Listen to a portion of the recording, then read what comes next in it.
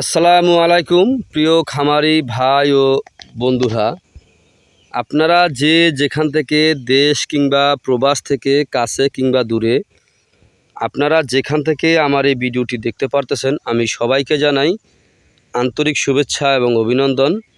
এই যে আমার সামনে কিছু ঘাস দেখতে পারতেছেন, এই ঘাসটার নাম হচ্ছে ইন্দোনেশিয়ান স্মার্ট নেপিয়ার ঘাস।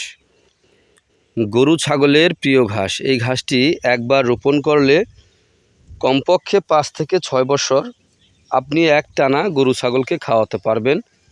পাতাযুক্ত নরম ঘাস ইন্দোনেশিয়ান স্মার্ট নেপিয়ার ঘাস। ইন্দোনেশিয়ান স্মার্ট নেপিয়ার ঘাস যদি আপনি জমি চাষ করে একবার রোপণ করলে কমপক্ষে 5 থেকে 6 বছর আপনি একটানা গরু ছাগলকে ঘাসটি খাওয়াতে পারবেন। এর মধ্যে আর আপনার জমি চাষও করতে হবে না, আর বীজও রোপণ করতে হবে না। একবার রোপণ করলে আপনি 5 থেকে 6 বছর আপনি একটানা গরু ছাগলকে খাওয়াতে পারবেন।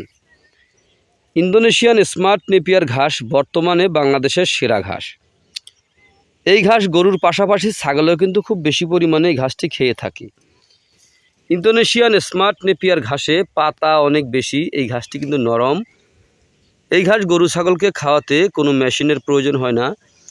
ইন্দোনেশিয়ান স্মার্ট নেপিয়ার ঘাসে ভিটামিন রয়েছে 30%, প্রোটিন রয়েছে 25%। এ কারণে এই ঘাস খাওয়ালে আপনার দানাদার খাদ্যের চাহিদা অনেকটাই কমে যায়, অথবা দুধ ও মাংস উভয় বৃদ্ধি হয়ে থাকে।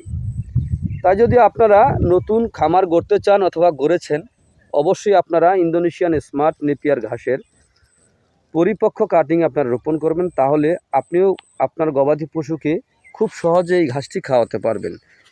ইন্দোনেশিয়ান স্মার্ট নেপিয়ার ঘাস বর্তমানে বাংলাদেশের সেরা ঘাস। তো এই ঘাসটি খাওয়ালে আপনার দানাদার খাদ্যের যদি চাহিদা আপনার কমে যায়, তাহলে কিন্তু আপনি খুব সহজে আপনার খামারে আপনি সফলতা অর্জন করতে পারবেন। কারণ ঘাসে খরচ অনেক কম, দানাদারে কিন্তু খরচটা ভাই অনেক বেশি। তো আপনি পরিশ্রম করবেন, পরিশ্রমের বিনিময়ে যদি আপনার কিছু যদি লাভের অংশ যদি না থাকে, তাহলে কিন্তু আপনার লসে পড়ে যাবেন। তো আমি বলবো আপনারা অবশ্যই খামার গড়ার পূর্বেই আগে ঘাস চাষ করে নেবেন। যেমন আপনি যে কোনো ঘাসই আপনি রোপণ করেন না কেন, ঘাস হচ্ছে গবাদি পশুর প্রধান খাদ্য। কাঁচা ঘাস খেলে কিন্তু দেখবেন সারা রাত্র আপনার গবাদি পশু জাবর কাটতে থাকবে। জাবর কাটলে কিন্তু গরুর স্বাস্থ্য ভালো থাকে। তো এই ঘাসটি যদি আপনি খাওয়াতে চান, তাহলে পরিপক্ক কাটিং আপনার সংগ্রহ করতে হবে, তাহলে আপনিও পারবেন আপনার গবাদি পশুকে এই ঘাসটি খাওয়াতে। তো আপনারা যে যেখান থেকে আমার এই ভিডিওটি দেখতে পারতেছেন, তো আপনারা সকলে ভালো থাকবেন, সুস্থ থাকবেন। আল্লাহ হাফেজ।